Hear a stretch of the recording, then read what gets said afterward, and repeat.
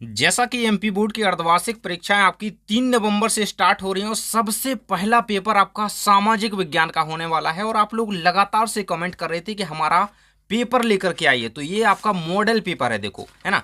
Model paper आपको पूरा का पूरा तैयार करके जाना है, सबसे बड़ी बात तो ये। और मैं आपको दूंगा एक एक क्वेश्चन का आंसर, तो पूरे क्वेश्चन जो रेडी करके गया बिल्कुल एग्जाम में कह लो बहुत अच्छा स्कोर करके आएगा। क्योंकि आपको मैंने त्रैमासिक परीक्षा में क्या बताए थे, आपके मॉडल प्रश्न पत्र बताए थे, उनमें से आपके एग्जाम में बहुत सारे प्रश्न पूछे जाते थे। ठीक है, अब देखो, अब आप लोग कह रहे होंगे कि इस बार नए पैटर्न से पेपर आ रहे हैं, तो जी हाँ, नए पैटर्न से पेपर आ रहे हैं। इसी पैटर्न पर एमपी बोर्ड इस बार पेपर जारी करेगा और ये सीधे मंडल द्वारा जारी करे जाएंगे, मुक्त बोर्ड द्वारा। ठीक है, तो चलिए हम स्टार्ट करते हैं बिना किसी देरी के। और जैसा कि मैंने कहा कि यह एक मॉडल प्रश्न पत्र है, इस चीज का ध्यान रखना। ठीक है, अब आपके टोटल क्वेश्चन जो रहेंगे 23 रहेंगे, है ना। आपके टोटल 5 इसमें पेज हैं और आपके 75 नंबर का पेपर है आपका। 3 घंटे आपको समय मिलेगा। बाकी आप निर्देश वगैरह पढ़ सकते हो कि प्रत्येक प्रश्न के लिए आवंटित अंक उसके सामने हैं। ठीक है, तो इस इन चीज़ों को तो आप देख ही सकते हो, यहाँ पे दिया गया है। ठीक है, हम चलते हैं अपने क्वेश्चन की ओर। और अगर आप वीडियो को लाइक नहीं करे हो तो लाइक जल्दी से कर दीजिए, और चैनल पर नए हो तो सब्सक्राइब कर लेना, क्योंकि अभी पूरी अर्धवार्षिक परीक्षाएं बाकी हैं, तो आपको बिल्कुल से पूरे के पूरे पेपरों की तैयारी करवाई जाएगी। तो सब्सक्राइब का बटन दबा दो, है ना। तो सबसे पहले पेपर में सही विकल्प आएंगे, 6 नंबर के आएंगे। ठीक है, देखो ध्यान से वीडियो को देखते रहना, है ना। रोटेट कर लो और ध्यान से एक एक क्वेश्चन को सुनते चलो, आंसर बताते चलूंगा। पहला क्वेश्चन है, भारत के दक्षिण में कौन सा सागर है? प्रशांत महासागर, हिंद महासागर, अरब सागर, या इनमें से कोई नहीं। तो दक्षिण की बात करी जाए, आपने मैप देखा है तो मैप में सबसे नीचे देखना, दक्षिण की ओर सबसे नीचे हमारा कौन सा सागर है? हिंद महासागर। इसका करेक्ट आंसर आपको लगा लेना है और अच्छी तरीके से एग्जाम में लिखना है। अगला है, किस नदी को दक्षिण भारत की गंगा कहा जाता है? गोदावरी, कावेरी, कृष्णा, बैन गंगा। तो आंसर इसका करेक्ट हो जाएगा आपका गोदावरी को। ठीक है, दक्षिण भारत की बात करेंगे, दक्षिण भारत की गंगा गोदावरी नदी कहलाती है। अगला है, फ्रांस की क्रांति, है ना, फ्रांसीसी क्रांति कब हुई, है ना, आरंभ कब हुई थी? तो 1789 ईस्वी का करेक्ट आंसर है। वैसे भी मैंने पिछले पेपर में आपको कंप्लीट करवाया ही था। अगला आपका, हिटलर का प्रमुख अर्थशास्त्री कौन था? हिटलर की बात करी जा रही है, इसका प्रमुख अर्थशास्त्री कौन था? तो बहुत सारे ऑप्शन दिए गए, हालमार साख्त, जॉन एवर्ट, विलियम केसर, हिंडनबर्ग। तो करेक्ट आंसर आपका हो जाएगा हालमार साख्त, यही इसका करेक्ट आंसर है, A नंबर ऑप्शन। ठीक है, अगला क्वेश्चन आपका है, लोकतंत्र के लिए आवश्यक है धन बल, स्वतंत्र और निष्पक्ष चुनाव, अशिक्षा, निरंकुशता। तो इसका करेक्ट आंसर हो जाएगा स्वतंत्र और निष्पक्ष चुनाव। ठीक है, इसको याद रखना। अगला क्वेश्चन कह रहा है कि इनमें से स्थायी पूंजी कौन सी है? यंत्र, कंप्यूटर, भूमि, उपरोक्त सभी। तो इसका करेक्ट आंसर हो जाएगा उपरोक्त सभी, क्योंकि देखो यंत्र हो गया कोई भी, है ना, कंप्यूटर वगैरह, भूमि हो गया, ये स्थायी पूंजी के ही उदाहरण एक तरीके से। तो उपरोक्त सभी आपको आंसर लगा देना है। तो यहाँ पे 6 नंबर के जो रिक्त स्थान हैं कुछ यहाँ पे कंप्लीट हो जाते हैं। ठीक है, रिक्त स्थान नहीं, सही विकल्प। ठीक है, आगे बढ़ते हैं हम रिक्त स्थान की ओर। भाई देखो, वीडियो को लाइक कर दो, क्योंकि हम आपके सही विकल्प कंप्लीट कर चुके हैं।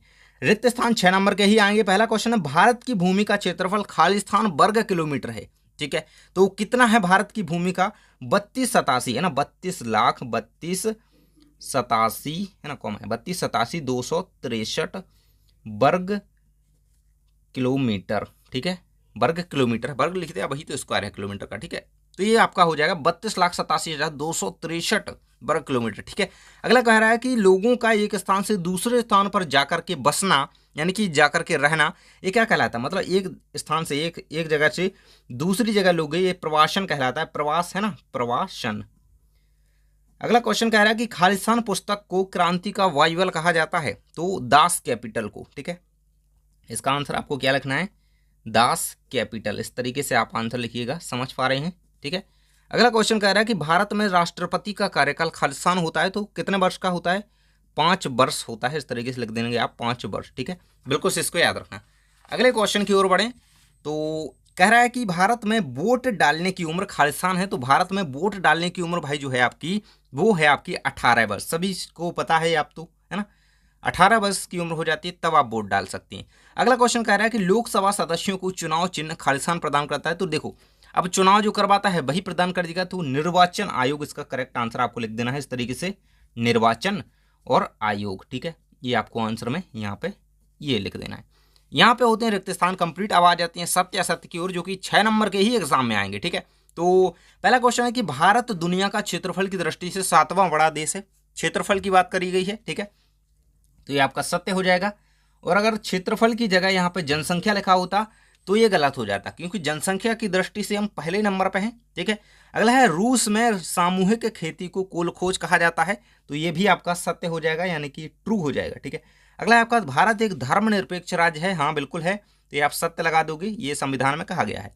लोकतंत्र में शासकों का चुनाव जनता करती है, तो ये भी सही हो जाएगा, क्योंकि जनता के द्वारा ही चुनाव में वोट दिया जाता है, फिर यहाँ पे शासक बनता है।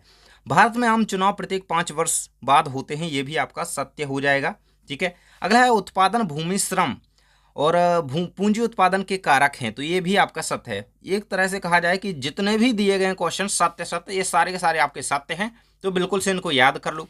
चलिए बढ़ते हैं सही जोड़ी की ओर, जो कि 6 नंबर की ही आपके एग्जाम में आएंगी। तो आ और बा स्तंभ में दी गई है, मैं करेक्ट आंसर आपको बताते चलूंगा। प्राकृतिक संसाधन, आप इस तरफ देखो तो भूमि क्या है आपका, प्राकृतिक संसाधन है, ठीक है, एक तरीके से, तो ये हो जाएगी आपकी पहले की जोड़ी यहाँ पे। दूसरा आजाद हिंद फौज, आजाद हिंद फौज क्या भाई, नेताजी सुभाष चंद्र ने इसकी क्या की थी, गठन किया था, मतलब एक तरीके से इसको, एक तरीके से सभी को इसमें जोड़ा था आजाद हिंद फौज में, है ना, इसकी स्थापना करी थी। तो दूसरे नंबर की जोड़ी नेताजी से मिल जाएगी। मत्स्य पालन, मत्स्य पालन अपना प्राथमिक क्षेत्र के अंतर्गत आ जाता है, तो तीसरे की जोड़ी यहाँ पे मिल जाएगी। डॉक्टर राजेंद्र प्रसाद जो थे संविधान सभा के अध्यक्ष थे, ठीक है, तो 4 नंबर की जोड़ी यहाँ पे ई से मिल जाएगी, संविधान सभा के अध्यक्ष। ड्यूमा, ये रूस की संसद का नाम है, ड्यूमा यहाँ पे लगा दोगे। गेस्टापो, गुप्तचर सेवा कहलाती थी पुराने समय में, ठीक है, तो ये रहेगी आपकी गेस्टापो की, ठीक है। इसके बाद हम पढ़ते हैं आपके एक शब्द या वाक्य में उत्तर। देखो यहाँ पे ध्यान से रुकना, देखना, क्योंकि यही इन्हें में आप गलती करके आते हो कि कैसे एग्जाम में लिखना है, ध्यान से देख लेना इस चीज को। देखो लोकसभा में एक सदस्यों का चुनाव किस प्रणाली से होता है, लोकसभा की बात कर रहा है, और सदस्यों का चुनाव किस प्रणाली से होता है ये बात कर रहा है, ठीक है। तो प्रथम पास्ट द पोस्ट प्रणाली से होता है, ठीक है, तो इसका आंसर लिखना है आपको, ठीक है, इस तरीके से। देखो प्रथम पास्ट द पोस्ट प्रणाली, ठीक है, इसे इस नाम से जानते हैं, बाकी ऐसा ही आपको लिख देना है। अगला कह रहा है कि हीराकुंड बांध किस नदी पर बना है, हीराकुंड की बात कर रहा है तो महानदी पर बना है। लेकिन आपको एग्जाम में क्वेश्चन का आंसर ऐसे नहीं लिखना है, देखो मैं बता दूं आपको आंसर कैसे लिखना है। आपको आंसर ऐसे लिखना है कि हीराकुंड बांध महानदी पर बना है, ऐसे पूरा आंसर लिख करके, पूरा फुल स्टॉप लगा करके, ठीक है। अगला आप आंसर डालेंगे 3rd नंबर, गंगा नदी की प्रमुख सहायक नदियों के नाम लिखिए, तो आप आंसर लिखिएगा बढ़िया से। गंगा नदी की प्रमुख सहायक नदियां यमुना, घाघरा, है ना, गोमती, गंडक वगैरह हैं, तो क्या लिखेंगे, यमुना हो गई, ठीक है, यमुना, घाघरा, ये नदियों के नाम है, घाघरा, गोमती, ठीक है, और एक और नदी गंडक आप लिख सकते हो, ठीक है। तो इस तरीके से आप कई सारी नदी फिर तो लिख सकते हो। अगला क्वेश्चन कह रहा है कि भारत की सबसे लंबी तट रेखा वाला राज्य कौन सा है, तो गुजरात राज्य जो है सबसे लंबी तट रेखा वाला राज्य है, गुजरात आंसर हो जाएगा। अगला क्वेश्चन है कि 1917 की रूसी क्रांति को किस नाम से जाना जाता है या पुकारा जाता है, तो 1917 की रूसी क्रांति को अक्टूबर क्रांति के नाम से जाना जाता है, तो ठीक है, अक्टूबर आपको लिख देना है, अक्टूबर क्रांति, ठीक है, यही आंसर आपको याद रखना है। अगला है पालमपुर में सिंचाई का प्रमुख साधन क्या है, तो सिंचाई का प्रमुख साधन यहाँ पे कुएं हैं, नलकूप है, तो कुएं, ठीक है, कुएं बा नलकूप, कुएं और नलकूप भी लिख सकते हो। तो आंसर किस तरीके से लिखोगे एग्जाम में कि पालमपुर में सिंचाई का प्रमुख साधन कुएं और नलकूप हैं, ऐसे लिख दोगे, ठीक है। तो जल्दी से कर दो वीडियो को लाइक। अब हम आगे के क्वेश्चन आपके देखते चलेंगे। देखो यहाँ से आपके 2 अंक के क्वेश्चन स्टार्ट हो रहे हैं और हम पूरे के पूरे क्वेश्चन आंसर आपको बता रहे हैं, तो बिल्कुल से वीडियो को लाइक कर दो, अपने दोस्त को वीडियो शेयर कर देना, ठीक है। क्वेश्चन नंबर 6 कि भारत में केंद्र शासित प्रदेशों के नाम लिखिए, कितने केंद्र शासित प्रदेश हैं उनके आपको नाम लिखने हैं। अथवा मैं कह रहा है कि भारत के पड़ोसी देशों के नाम लिखिए, ठीक है, 2 नंबरी क्वेश्चन है, ठीक है। तो चलिए हम इसका आंसर कैसे आपको एग्जाम में लिखना है हम बता देते हैं। देखो ये रहेगा आपका इसका आंसर। तो भारत में वर्तमान में 8 केंद्र शासित प्रदेश हैं, अंडमान निकोबार हो गया, चंडीगढ़, दादरा नगर हवेली, ठीक है। इस तरीके से आप 8 के नाम देख सकते हैं। और अथवा में क्वेश्चन था भारत के पड़ोसी देशों के नाम, तो इस तरीके से आप इनके नाम लिख दोगे तो बिल्कुल आपको नंबर मिलेंगे। ये हैं पड़ोसी देशों के नाम, ठीक है। ये समुद्री सीमा इसकी लगती है श्रीलंका की, पाकिस्तान, चीन, नेपाल, भूटान हो गया है ना, बांग्लादेश वगैरह, तो इनको बिल्कुल से याद रख लेना। अगला क्वेश्चन है 7वें नंबर का, भारत को विश्व में किन किन नामों से जाना जाता है। भारत के कितने नाम हैं, इंडिया तो सभी को पता है, और भी भारत के नाम हैं, तो उनको हम देख लेते हैं। अगला कह रहा है कि अफवाह तंत्र से क्या आशा है। चलिए 7वें का आंसर मैं आपको बता देता हूं। तो देखो भारत को कई नामों से जाना जाता है, जिसमें भारत हो गया, इंडिया हो गया, हिंदुस्तान हो गया, आर्यवर्त भी भारत का एक नाम है, तो वो भी याद रख सकते हो। बाकी अथवा में क्वेश्चन था कि अफवाह तंत्र से क्या आशा है, तो ये उसके उत्तर में लिख देना, अफवाह तंत्र से आशा है उन नदियों, सहायक नदियों और जलधाराओं के समूह से है जो किसी विशेष क्षेत्र के जल को समुद्र, झीलें या अन्य जलाशयों तक पहुंचाती है ना, कि झीलें में लगें, नदियां में लगें, सब मिल करके फिर समुद्र की ओर जाएं, तो ये एक तरीके से अबाह्य तंत्र का निर्माण हो जाता है, यही है। ठीक है, अगला क्वेश्चन आपका, भारत के किन्हीं दो प्रमुख झीलों के नाम बताने हैं आपको। ठीक है, 2 नंबरी क्वेश्चन है। अथवा में कह रहा है कि फ्रांस की क्रांति ने विश्व को कौन से 3 सिद्धांत दिए। ठीक है, 8वें नंबर क्वेश्चन को देखेंगे। साथ ही 9वीं में कह रहा है भारत की जलवायु को प्रभावित करने वाले कारक लिखिए और मौसम और जलवायु में कोई 2 अंतर लिखिए। 8वीं और 9वीं का आंसर हम साथ में देख लेते हैं। चलिए हम स्टार्ट करते हैं। देखो ये रहेगा 8वीं का उत्तर, पहले तो देख सकते हो अथवा के साथ। देखो ये 8वीं के मेन क्वेश्चन का आंसर है। ठीक है, 8वीं का अथवा वाले का आंसर है, बिल्कुल ध्यान से देख लो। ठीक है, इसके बाद हम 9वीं का आंसर देखें तो भारत की जलवायु को प्रभावित करने वाले कारक ये आपके लिखे हुए हैं। पर्वतों की स्थिति होगी, समुद्र का प्रभाव हो गया। ठीक है, मौसम और जलवायु में अंतर दोनों में देख सकते हो, 2 अंतर दिए गए हैं, बिल्कुल ध्यान से याद कर लेना। अगला क्वेश्चन कह रहा है कि आतंक का राज क्या है और 18वीं सदी में फ्रांसीसी समाज कितने वर्गों में बटा हुआ था। 2 नंबर में क्वेश्चन आता है। ठीक है, अगला है कार्ल मार्क्स का पूंजीवाद विचार क्या था और द्वितीय इंटरनेशनल क्या था। ठीक है, 12 नंबर में कह रहा है लोकतांत्रिक सरकार क्या होती है, संविधान सभा क्या है। ठीक है, तो 10, 11 और 12 इन तीनों का अथवा सहित आंसर मैं आपको दिखा देता हूं। तो देखो 10 का आंसर ये रहेगा, स्क्रीनशॉट कर सकते हो। ठीक है, इसको ध्यान से पढ़ लेना। ठीक है, ये रहेगा। इसके बाद 11 का आंसर आप यहाँ पे देख सकते हो, कार्ल मार्क्स का पूंजीवाद विचार क्या था, द्वितीय इंटरनेशनल के बारे में बताया गया, तो बिल्कुल से इसको याद कर लेना। अगला है आपका लोकतांत्रिक सरकार क्या होती है और संविधान सभा क्या है, इसके बारे में आपको बताया गया, तो दोनों की बिल्कुल डेफिनेशन आपको पता यहाँ से होनी चाहिए। ठीक है, लोकतांत्रिक सरकार वह होती है जिसमें शासक जनता द्वारा चुना जाता है। ठीक है, ये रहेगा। इसके बाद अगला क्वेश्चन आपका है पंथ निरपेक्ष क्या है और आम चुनाव क्या है। ठीक है, इसमें 14 नंबर क्वेश्चन में कह रहा है कि कार्यशील पूंजी से आपका क्या तात्पर्य है।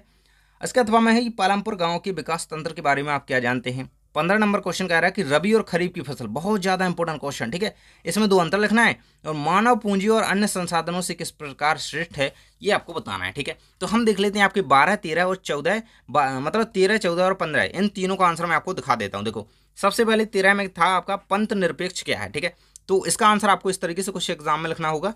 ठीक है, सो यहाँ से आप देख ही पा रहे होंगे। ठीक है, तो इसको आप ध्यान तरीके से लिख दीजिएगा, यही रहेगा आपका आंसर। बाकी हम अथवा की बात करें तो आम चुनाव क्या है ये पूछा गया था, तो इसको आप देख सकते हो यहाँ से। और कार्यशील पूंजी ये 14 का उत्तर रहेगा अथवा 7 पालमपुर वाला है। और ये रबी और खरीफ की फसल में अंतर दिया गया है और 15 का आंसर पूरा कंप्लीट यहाँ तक कर लेना। ठीक है, अब बढ़ते हैं 16 नंबर के प्रश्न की ओर। कह रहा है कि संसाधन के रूप में लोग किस प्रकार उत्पादन की मात्रा को प्रभावित कर सकते हैं। ठीक है, 2 नंबरी क्वेश्चन है, बिल्कुल से आता है। इसके अथवा में कह रहा है कि मतदाता सूची क्या होती है, लिखिए। मतदाता सूची के बारे में आपको लिखना है। और इसके अगले क्वेश्चन में कह रहा है कि आर्थिक एवं गैर आर्थिक क्रियाओं में अंतर लिखिए और सर्वाधिक गरीब जनसंख्या वाले 3 राज्यों के नाम लिखिए। ठीक है, तो 17 और 16 इन दोनों का आंसर बता देता हूं। तो देखो 16 का आंसर सबसे पहले देख लो आप यहाँ पे। देखो लोग अपने कौशल, शिक्षा, तकनीकी ज्ञान से उत्पादन की मात्रा और गुणवत्ता को बढ़ा सकते हैं। ठीक है, तो ये आंसर आपको 16 के में लिख देना है। अथवा में आपको मतदाता सूची क्या होती है उसके बारे में लिखना है। ठीक है, जिसमें आपको देखो मतदान करने वाले जो लोग होते हैं सभी योग्य नागरिक होते हैं, उनके नाम वगैरह जिसमें लिखे रहते हैं, उम्र वगैरह। ठीक है, 17 नंबर क्वेश्चन में आर्थिक और गैर आर्थिक क्रियाओं में अंतर लिखना था और सर्वाधिक गरीब जनसंख्या वाले 3 राज्य बिहार, झारखंड, उत्तर प्रदेश ये रहेंगे आपके यहाँ पे 17 के उत्तर के साथ कंप्लीट आंसर। ठीक है, तो जल्दी से वीडियो को लाइक कर दो। अगले क्वेश्चन की ओर बढ़े। यहाँ से हमारे 3-3 नंबर के क्वेश्चन स्टार्ट हो रहे हैं, जिसमें पहला क्वेश्चन है कि भारत को उपमहाद्वीप की संज्ञा क्यों दी जाती है, 3 बिंदु से स्पष्ट कीजिए। और हिंद महासागर में भारत की केंद्रीय स्थिति होने के कोई 3 लाभ लिखिए। ठीक है, तो हम देख लेते हैं आपके 18 नंबर के प्रश्न का उत्तर। तो ये रहेगा 18 नंबर के प्रश्न का उत्तर, बिल्कुल कंप्लीट आप यहाँ पे देख सकते हो। ठीक है, इसको आपको अच्छी तरीके से दोनों क्वेश्चन को रेडी कर लेना है। ठीक है, बहुत ही इंपॉर्टेंट क्वेश्चन है ये, बहुत ही ज्यादा इंपॉर्टेंट। अगला क्वेश्चन है 19 नंबर का, वनों से होने वाले प्रत्यक्ष लाभ लिखिए। प्रत्यक्ष लाभ ये हर साल क्वेश्चन आता है। वैज्ञानिक वानिकी की नई योजना के अंतर्गत क्या कदम उठाए गए हैं। ठीक है, तो 19 का उत्तर। और 20 में क्या कह रहा है कि आर्थिक गतिविधियों को विभिन्न क्षेत्र को कैसे वर्गीकृत किया गया है, प्रत्येक का उदाहरण लिखिए। ठीक है, तो क्षेत्रों के नाम लिखना है आपको, जैसे प्राथमिक, द्वितीयक, तृतीयक वगैरह होते हैं, उनके आपको उदाहरण से लिखना है। ठीक है, अथवा में कह रहा है कि मानव संसाधन भूमि और भौतिक पूंजी जैसे अन्य संसाधनों से कैसे भिन्न है, समझा करके लिखना है। तो 19 और 20 का उत्तर मैं आपको दिखा देता हूं बिल्कुल से स्क्रीन पर। देखो ये रहेगा आपके 19 नंबर के प्रश्न का उत्तर, बिल्कुल अथवा के साथ। ठीक है, तो देख सकते हो आंसर आपके सामने ही है और इसको आप अच्छी तरीके से रेडी कर लेना। और ये रहेंगे वनों के लाभ और ये रहेंगे आपकी वानिकी योजना के अंतर्गत उठाए गए कदम। इसके बाद आपका अगला क्वेश्चन 20 नंबर का था, जिसका आंसर आपको सामने स्क्रीन पर है भाई। तीनों क्षेत्रों के बारे में बताया गया है। उदाहरण है प्राथमिक क्षेत्र का खेती, कृषि हो जाएगा, मछली पालन हो जाएगा, द्वितीयक का कपड़ा उद्योग, मतलब कोई भी उद्योग वगैरह हो गए, ठीक है। तृतीयक में सेवाएं आती हैं, बैंकिंग, शिक्षा सेवाएं, ठीक है, ये रहेगा। इसके अथवा का आंसर भी आपको दिया गया है, तो बिल्कुल से इसको रेडी कर लेना है। अगला क्वेश्चन आपका कह रहा है कि ठीक है, हम 20 तक कंप्लीट कर चुके हैं, 21 नंबर प्रश्न है आपका। यहाँ से 4 नंबरी प्रश्न स्टार्ट हो गए, तो सबसे ज़्यादा नंबर के प्रश्न यहीं पे हैं, तो वीडियो को अभी छोड़कर मत जाना, लास्ट तक देखना, ठीक है। तो वो कह रहा है कि लोकसभा की शक्तियों का वर्णन कीजिए, अथवा मैं कि भारत में निर्धनता रेखा का आकलन कैसे करा जाता है, किया जाता है, ठीक है। 22 नंबर प्रश्न में कि लोकतंत्र में चुनाव की जरूरत क्यों है, लिखिए। आचार संहिता क्या है, समझा करके लिखिए, ठीक है। तो हम देख लेते हैं 21 और 22 दोनों का आंसर अथवा के साथ। देखो, तो ऐसे लिखना एग्जाम में, ये रहेगा आपके सामने आंसर यहाँ पर कि कानून बनाने की शक्ति लोकसभा की शक्ति है, एक तरीके से, है ना। लोकसभा क्या क्या कर सकती है भाई, तो कानून बना सकती है, ठीक है। वित्तीय नियंत्रण यानी कि बजट पास करती है, लोकसभा ही करती है, ठीक है। इस तरीके से आप इन आंसर को देख सकते हो। ये रहेगा आपका 21 का आंसर, स्क्रीनशॉट कर सकते हो इसको बिल्कुल ध्यान तरीके से, ठीक है। अगला क्वेश्चन आपका है लोकतंत्र में चुनाव को की जरूरत क्यों हो, 22 का उत्तर अथवा के साथ आपको दिया गया है। बिल्कुल से इसका स्क्रीनशॉट आचार संहिता के साथ यहाँ पे कर सकते हो, बिल्कुल से इसको पूरा रेडी कर लेना है। अगला क्वेश्चन आपका कह रहा है, लास्ट क्वेश्चन आपका है, भारत के सीमाकार मानचित्र में निम्नलिखित को दर्शाइए। अरावली श्रेणी, पूर्वी घाट, विंध्य पर्वत श्रेणी, महानदी। 4 नंबरी क्वेश्चन है भाई। वीडियो को लाइक कर दो, चैनल को कर लो सब्सक्राइब। आपको इस क्वेश्चन का आंसर मैं नेक्स्ट वीडियो में प्रोवाइड करा दूंगा। आपको टेलीग्राम ज्वाइन कर लेना है, वहां पे इसका आंसर मैं बिल्कुल फोटो खींच करके डाल दूंगा, ठीक है, कहाँ पे क्या क्या है, ठीक है। तो टेलीग्राम की लिंक आपको डिस्क्रिप्शन में मिल जाएगी। और हम कर चुके हैं पूरे के पूरे मॉडल पेपर का सॉल्यूशन कंप्लीट, है ना। तो वीडियो को लाइक कर दो, अपने दोस्त के साथ वीडियो को शेयर कर देना, अपने ग्रुप वगैरह में वीडियो को भेज दो, ताकि सभी लोग देख पाएं कि कैसा आपका पेपर आने वाला है, ठीक है। मिलते हैं नेक्स्ट वीडियो में। Thanks for watching.